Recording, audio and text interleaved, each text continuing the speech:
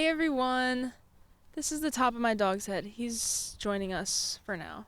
There might be a lot of birds and airplanes and cars in the background, but I don't really mind because it's gorgeous outside. So hopefully you don't mind either. But welcome back to Elizabeth Elaborates. I'm Elizabeth, and today I'm talking about a bunch more reasons why deleting social media isn't gonna solve all your problems and why you shouldn't delete social media. Because I feel like everybody only talks about the pros of deleting social media and why it's super beneficial, but I kind of think that's a lie. I haven't had social media for months, 7 months, 8 months, something like that, and it hasn't really been good, to be honest. So pay attention, listen up, grab a little seltzer or a sparkling water. I never remember what's the difference. In no particular order. Oh, there was a moose. In no particular order, we start with 1. You won't have anything to scroll through in public. So if you're a little bit introverted, if you have a little bit of social anxiety, it's a little bit stressful or scary to just walk into a room, not know anybody in there, not know what to do with yourself. You don't have anything to do with your hands. Make yourself look useful, look confident. So we all just scroll on our phones. And it's kind of like, it's not really the universal sign of like, don't talk to me. But if someone has earbuds in and they're on their phone, 9 times out of 10, I'm not going to bother that person. So you kind of lose that. So you're either going to have to get like a game or something else. Because if somebody looks over your shoulder, I'm like, okay, I'm just scrolling through the weather, I'm scrolling through Candy Crush. I'm scrolling through my old text messages. I'm scrolling through my Photos app. I'm on my calculator. Like, you're going to have to find something, and it's not always convincing to the people around you to be doing, like, nothing on your phone. Like, if you're just scrolling through the weather, it's like, what are you doing? What does that matter? And it's not going to help you. So second con about deleting social media, as someone who is trying to be a music enthusiast, I really, really love music. I spend a lot of time listening to music and actually like thinking about it. Like, I have my music hour where I lay on my bed, I turn on my lights out, put my phone on my chest, lay on my bed, and I just listen to music and really take it in. But it's a lot harder for me to find new music and small artists without social media. Because I can do it through Spotify, I can do it through like other sources, but for the most part, TikTok was really helpful for me for finding these little niche artists that is just like one guy and his guitar or a girl and her banjo. Like, I don't even know what it was, but it's just something about TikTok that it gives people so much visibility, and it's such an easily accessible platform that people who have like no views and no fame are still getting pushed on my For You page. And I was finding so much good music through TikTok, and now I don't have that anymore. Number 3, you're going to need to put more effort into joining a conversation or joining a community. You're not going to get it through the scrolly apps. So you might have to go to Discord, might have to go to Reddit, might have to go to in-person friends, might have to make new friends. But you know what I mean. I kind of touched on this in the last video, where if you're losing the influence of the influencers you followed, you're going to feel alone. So without social media, you really have to put in like so much more effort to get into those physical spaces with those people. And a lot of times you can't do that, which goes into point 4 perfectly: networking. Networking is a lot harder without social media. And even something like getting a tattoo, my tattoo artist only makes appointments through the DMs. So what am I going to do? Drive 30 minutes, knock on the door, be like, hey, I'd like a little tattoo. Like, I can't do that. So I'm going to have to, at some point, bite the bullet, get on social media, send her a DM, something like that.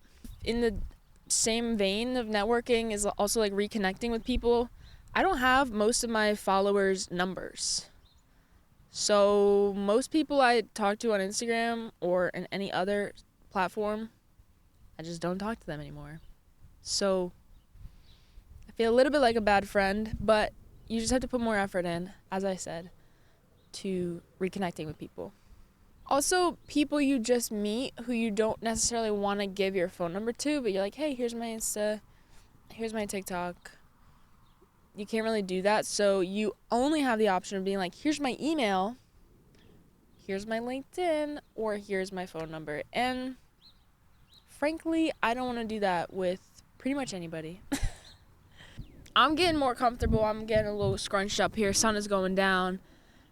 Number 5, alternative time wasters are not inherently beneficial.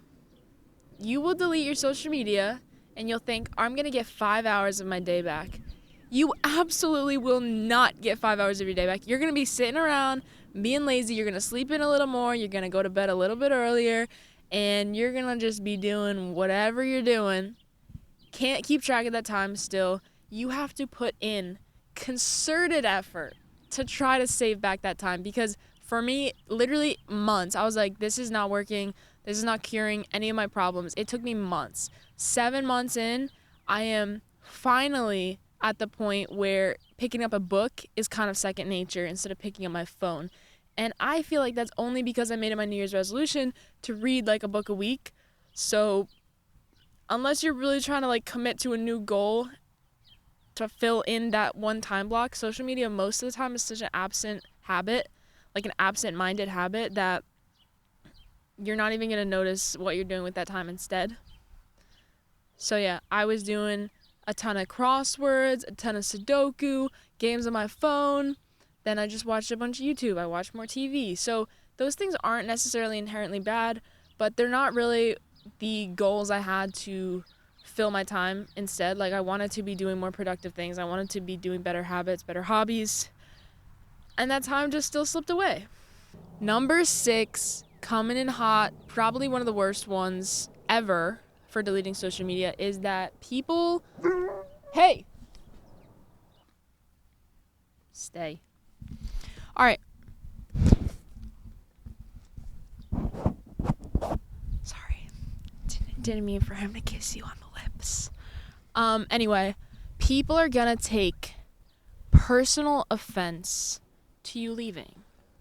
I've had several people in my life take the fact that I'm drawing boundaries in my own life, I'm doing what's good for me, and they take it as a personal offense to them that I don't talk to them as much. I didn't like their post. I didn't wish you a happy birthday. And I'm sorry, but if your birthday wasn't already in my brain or my calendar, I don't know you like that, and sucks to suck. Like, happy birthday. You're a grown adult. So there's definitely people that are going to come up to you and be like, hey, like, what's the matter with you? Why haven't we spoken? And you're like, well, why didn't you text me first too? It's a two-way street, always is. So be ready for that. And also, you probably are already going to have a good idea just based on your own friendships, who those people are going to be in your life. There's people that I can leave undelivered, unread for months, and like you don't talk for months, and then you come back, it's like no time has gone. But then there's people that are like every week, they're like, why don't you hang out with me? What's the matter with you? Why are you? And I'm like, stop. Like, you get a life. I got my life. I'm not sharing my life with you anymore. That's just going to happen. So be ready for the people that take it as an offense that you got off social media. And I kind of said this in part 1 of, like, you don't know what's going on in the world. I kind of made it more of, like, a news thing. But also, like, personal life, like, there are people I haven't heard from for 6 months. So, like, if they show up and I'm like, oh, my gosh, you're engaged, you know, like, that could be offensive to them that, like, I didn't know that major thing in their life happened. But I'm like, sorry, I'm not on social media.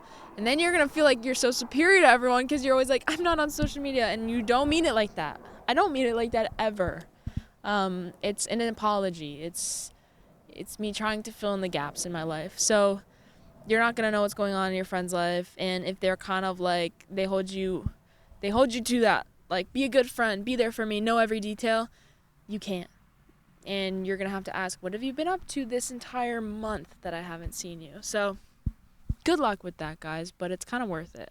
I don't want all these to sound the same, but there is a little bit of nuance in this one. So number 7, loss of community, similar to losing motivation from external sources. And it's similar to not knowing what's going on in the world. But if you're part of a marginalized community or you're a minority in your area, You might have a sense of community online that's non-existent where you live, or maybe you're part of a support group, similar-minded people, like in that sense. That could be like detrimental to remove yourself from those. So be super careful if you have communities like that where you're dependent on them. It's not a bad thing to need that. Like online, I know there's a lot of people with chronic illness or with random diseases that like you're never gonna meet someone like that in person. You're never gonna meet somebody who's like me too in person. The odds of that are crazy. But online you can find like dozens, hundreds, maybe thousands of people. And if you like rely on that as a support system and as encouragement, or finding new medical cures, or like finding people that are like you, whatever community you're in, I think removing yourself from that could be really dangerous in a sense to your mental health, and a little bit risky. So be cautious with that, and just be really careful where you're getting your input from, and don't just take yourself out of that because the other aspects of social media are getting in the way. Like maybe just change your habit of social media, put a time blocker on it, but don't just remove yourself fully from that. Number 8, no giveaways and no paid promos. The amount of giveaways I want to be in, all the things that are like follow us on social media, leave a comment, we'll send you a free thing. I haven't gotten any free things. I haven't gotten any sales. I haven't gotten any promo codes. Pisses me off. I love a good deal. I want a giveaway. And there's giveaways that I used to enter like all the time, like regular ones for companies that I love and I love to support. They're like smaller businesses, and I can't do that anymore. So should I just buy the full price item and they'd probably get more money anyway? Yeah, but it's nice to win a little giveaway every once in a while. Number 9. I don't mean to end on the saddest note ever, but if you're depressed and you don't have social media, you can't see what other people are doing, other people can't see you. There is a very fine line of like doing something that's good for you and getting off social media so you're not in the woe is me type of mindset, and also being like, if I delete my social media, I can just disappear, I can become a little bit more invisible, and maybe nobody's even gonna notice, and that can go 5 steps further down the road into very bad things. So I don't even want to speak this for other people. Like just in my own life, I had that mindset of like, let me see how invisible I can get, and like maybe that makes it better, and it didn't make it better. It made it probably worse. So I like the fact that I'm not seeing everybody live like their best life, and like, you know, Instagram's a highlight reel. None of that's real online. It's hard for you when you're in a bad mental space to look at that and really like see it truthfully, but I wanted to get rid of all that input because I thought it was making me worse. But just underneath that, I knew that I was really trying to become like invisible and just be like, yeah, nobody cares about me. I could just disappear completely and it wouldn't matter. So be careful with that too, if that's something that you think you could fall into, or maybe it's like an underlying thing in this whole decision. But yeah, that's kind of the dark side of deleting social media. So think about it before you just delete it. And sure, I deleted it. I would recommend that you delete it, but I can't ignore all of these reasons, and they are things that actually affect me or have affected me, and it's just not all great. A lot of my problems that I thought deleting social media would solve, they're still here. They're still chugging. I'm still fighting it. So I'd recommend you do it. I'd recommend you try it, but it's not for everybody. So with that being said, goodbye. Have I been like super far back this entire time? I don't know. I got a new subscriber. Shout out to you. And let me know what you guys want me to do, because, you know, all 11 of you guys have my heart. I love you. I don't know. I'm going to make some more podcast episodes. I've really just been a little bit, not even lazy, but it's just hard for me to get to a place where I can have peace and quiet and somebody's not literally like with their ear against my door, if you know what I mean. So anyway,